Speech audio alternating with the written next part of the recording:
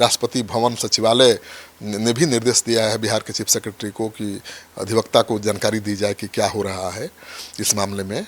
और अधिवक्ता का दावा है कि चीफ सेक्रेटरी के स्तर पर उनको जानकारी मिली है कि जो प्रशासनिक जांच है उसमें एसपी, एसडीएम, एसडीपीओ की भूमिका भी संदेह के घेरे में है और उनको शो कॉज नोटिस जारी किया गया है।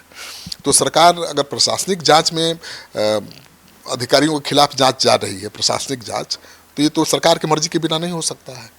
मतलब सरकार भी किसी को बचाने के मूड में नहीं है। ये तो यही मैसेज है ना।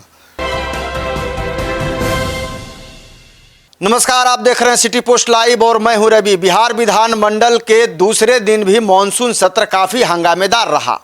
मॉडल स्कूल का भगवाकरण, नीट पेपर लीक, ग्रामीणों पर टैक्स के अलावे जो कई ऐसे मामले हैं जो सदन में विपक्ष सरकार को घेरने की कोशिश करता रहा। सदन की कार्रवाई दूसरे दिन प्रश्नकाल से शुरू होगी, जिससे अल्पसूचित एवं तारांकित प्रश्न लिए जाएंगे। इसके बाद औपचारिक कार्य के तहत संदेश या विधेयक को सदन के पटल पर भी रखा जाएगा। इसके अलावा अध्यक्ष अवधेश नारायण सिंह द्वारा मुख्यमंत्री मंत्रिपरिषद समिति की 216वीं प्रतिवेदन की प्रति भी सदन में रखेंगे। अब पूरी इस खबर पर विस्तार से चर्चा करेंगे अपने chief editor Shrikant Pratyush sir से। सर, आज कई महत्वपूर्ण नियमावली सदन में पेश होगी।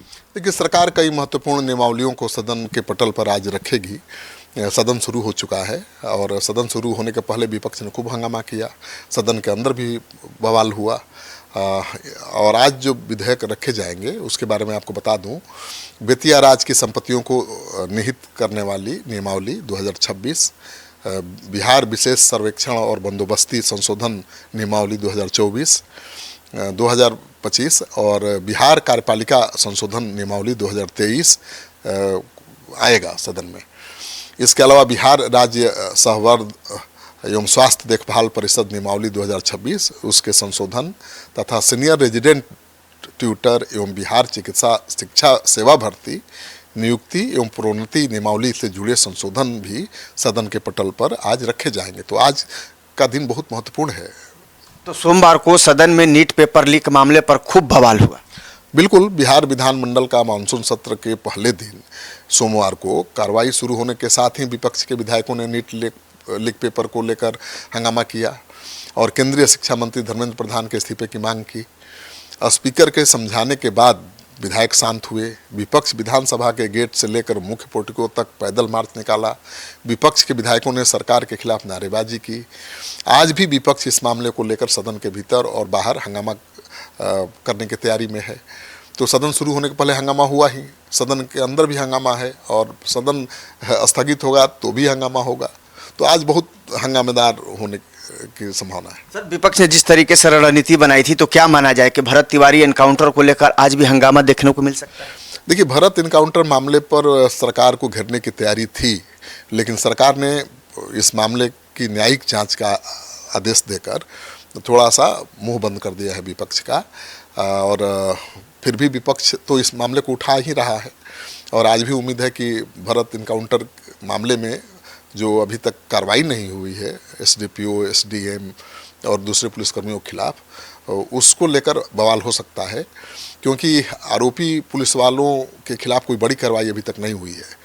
जिन पर एफआईआर हुआ है थानेदार पुलिस वाले, वो तो सस्पेंड हो गए हैं, लेकिन एसडीपीओ, एसडीएम के खिलाफ कोई कार्रवाई नहीं हुई है। तो विपक्ष एसडीपीओ, एसपी, एसडीएम के खिलाफ कार्रवाई की मांग को लेकर बवाल कर सकता है। भरत के माता पिता ने न्यायिक जांच पर अविश्वास जताया है और उन्होंने जांच कर रहे सेवानिवृत्त न्यायाधीश पर गवाहों पर दबाव बनाने का भी आरोप लगा दिया है। उनका आरोप है कि उनके बयान को ठीक से दर्ज नहीं किया जा रहा है, गवाहों को जज साहब फटकार लगा रहे हैं। तो ये मामला तो है ही और सरकार भी गंभीर है। पहली बार सम्राट चौधरी का बयान आया है भरत इनकाउंटर पर और उन्होंने कहा है कि भाई, सरकार को जैसे ही लगा कि कुछ गलत हुआ है, सरकार ने न्याय दिलाने के लिए न्यायिक आयोग का गठन कर दिया। ये सबसे ऊंचा आयोग होता है और सरकार किसी दोषी को बचाना नहीं चाहती है। और खबर ये भी आ रही है कि प्रशासनिक जांच जो चल रही है उसमें भी एसपी, एसडीएम, एसडीपीओ की भूमिका पर सवाल उठाया गया है। उनको शो कॉज नोटिस जारी किया गया है, 3 दिनों का समय दिया गया है जवाब देने के लिए। तो ऐसे में आप शक नहीं कर सकते सरकार की कार्रवाई पर। मुझे लगता है कि सरकार गंभीर है और जो भी दोषी अधिकारी हैं, चाहे वो एसडीएम हो, एसडीपीओ हो, एसपी हो, या थानेदार और पुलिसकर्मी, उनकी भूमिका तय की जा रही है और उनको सज़ा मिलना निश्चित है, क्योंकि विपक्ष तो इसको भी बड़ा मुद्दा बना रहा था बांकीपुर चुनाव में। लेकिन मुझे जो फीडबैक है कि अगले 1-2 दिनों में बड़ी कार्रवाई भरत इनकाउंटर के आरोपी पुलिसकर्मियों के खिलाफ होने वाली है। क्योंकि ये रिपोर्ट आई है कि जो इंटरनल रिपोर्ट है उसमें उन लोगों को दोषी पाया गया है। हाँ, वकील तो यही दावा कर रहे हैं, सुप्रीम कोर्ट के वकील हैं संजीव सिंह, जो लगातार मामले की मॉनिटरिंग कर रहे हैं। राष्ट्रपति भवन सचिवालय ने भी निर्देश दिया है बिहार के चीफ सेक्रेटरी को कि अधिवक्ता को जानकारी दी जाए कि क्या हो रहा है इस मामले में। और अधिवक्ता का दावा है कि चीफ सेक्रेटरी के स्तर पर उनको जानकारी मिली है कि जो प्रशासनिक जांच है उसमें एसपी, एसडीएम, एसडीपीओ की भूमिका भी संदेह के घेरे में है और उनको शो कॉज नोटिस जारी किया गया है। तो सरकार अगर प्रशासनिक जांच में अधिकारियों के खिलाफ जांच जा रही है, प्रशासनिक जांच, तो ये तो सरकार की मर्जी के बिना नहीं हो सकता है। मतलब सरकार भी किसी को बचाने के मूड में नहीं है। ये तो यही मैसेज है ना।